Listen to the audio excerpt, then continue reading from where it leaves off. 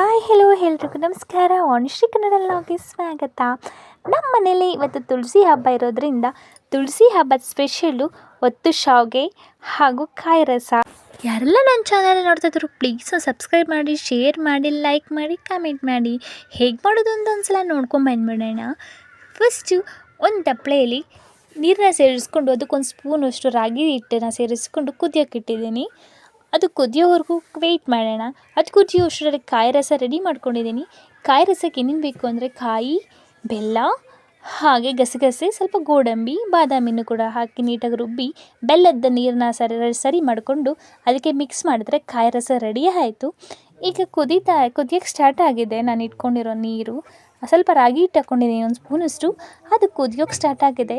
ಈಗ ಕುದಿಯುತ್ತಾ ಇರಬೇಕಾದ್ರೆ ಅದಕ್ಕೆ ನಮ್ಮಮ್ಮ ಮಾಡ್ತಿದ್ದಾರೆ ಇದನ್ನು.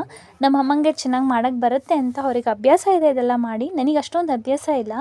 ಅದಕ್ಕೋಸ್ಕರ ಮುದ್ದೆ ಮಾಡಿಕೊಟ್ರೆ ಅದನ್ನು ಶಾವಿಗೆ ಹೊತ್ತೋದು ಈಸಿ ಆಗುತ್ತೆ ಅಂತ ಅಮ್ಮನ ಕೈಯಲ್ಲಿ ಮುದ್ದೆ ಮಾಡಿಸ್ತಾ ಇದ್ದೀನಿ. ಈಗ ಅದನ್ನು ಇವಾಗ ಅದಕ್ಕೆ ಎಷ್ಟು ನೀರು ಇಟ್ಕೊಂಡಿದ್ವೋ ಅದಕ್ಕೆ ಎಷ್ಟು ಬೇಕೋ ಅಷ್ಟು ರಾಗಿ ಹಿಟ್ಟನ್ನ ತೊಗೊಂಡಿದ್ದೀನಿ. ಈಗ ಅದಕ್ಕೆ ಸೇರಿಸ್ಕೊಂಡು ಒಂದು ಮುದ್ದೆ ಕೋಲಿಂದ ಅದನ್ನು ನೀಟಾಗಿ ಬಿಸಿ ಅದೆಲ್ಲ ಫುಲ್ಲು ಹಸಿ ವಾಸನೆ ಹೋಗೋವರೆಗೂ ನೀಟಾಗಿ ಇದು ಮಾಡ್ಕೊಳ್ಳೋಣ. ಈಗ ರೆಡಿಯಾಗಿದೆ ಮುದ್ದೆ. ಈಗ ಎಲ್ಲನೂ ಬೆಂದಿದ್ದಾಗಿದೆ. ಎಲ್ಲನೂ ನೀಟಾಗಿ ಮಿಕ್ಸ್ ಮಾಡ್ಕೊಂಡು ಈ ಥರ ರೆಡಿ ಮಾಡಿಕೊಂಡು ಅದನ್ನು ಈಗ ಶಾವಿಗೆ ಹೊತ್ತೋ ಹೋಳು ಇದಕ್ಕಿರುತ್ತಲ್ವ, ಶಾವಿಗೆ ಹೊತ್ತೋ ಹೋಳು ಅದಕ್ಕೆ ಸೇರಿಸ್ಕೊಂಡು ಈಗ ಒಂದೊಂದು ಆಗಿನೇ ಹೊತ್ಕೊಳ್ಳೋಣ ಶಾವಿಗೆನ. ಈಗ ನಮ್ಮಮ್ಮ ಹೊತ್ತಾ ಇದ್ದಾರೆ. ಓಕೆ ನೋಡಿ, ಈಗ ಇದೇ ರೀತಿ ಹೊತ್ಕೋಬೇಕು.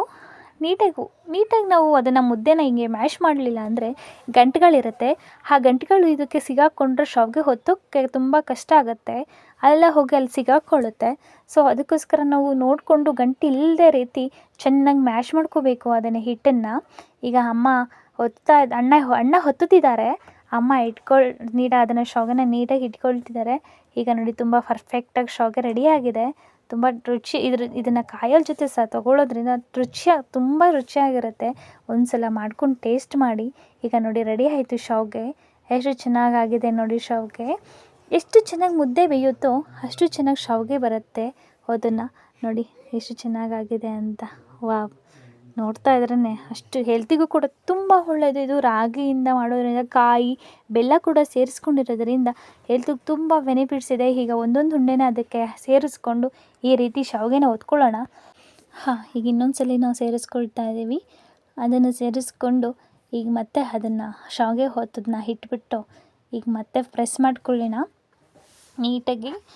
ಒಂದೊಂದಾಗಿ ಪ್ರೆಸ್ ಮಾಡಿಕೊಂಡ್ರೆ ನೋಡಿ ಎಷ್ಟು ಚೆನ್ನಾಗಿ ಬರ್ತಾ ಇದೆ ಅಂತ. ತುಂಬ ರುಚಿಯಾಗಿತ್ತು ಮಾತ್ರ. ಹೆಲ್ತಿಗೆ ಇದನ್ನು ಕೂಡ ಇನ್ನೂ ನೆಕ್ಸ್ಟ್ ಡೇ ತಿನ್ನೋದ್ರಿಂದ ಇನ್ನೂ ರುಚಿ ತುಂಬ ಚೆನ್ನಾಗಾಗುತ್ತೆ. ಟೇಸ್ಟ್ ಮಾಡಿ ಹೇಗಿತ್ತು. ನಿಮ್ಮ ಕಡೆ ಈ ಥರ ಯಾವ ರೀತಿ ಮಾಡ್ತೀರಾ, ನಿಮ್ಮ ಕಡೆ ಯಾವ ಥರ ಮಾಡ್ತೀರಾ ಅಂತ ಒಂದು ಸಲ ಕಮೆಂಟ್ ಮಾಡಿ. Thanks for watching.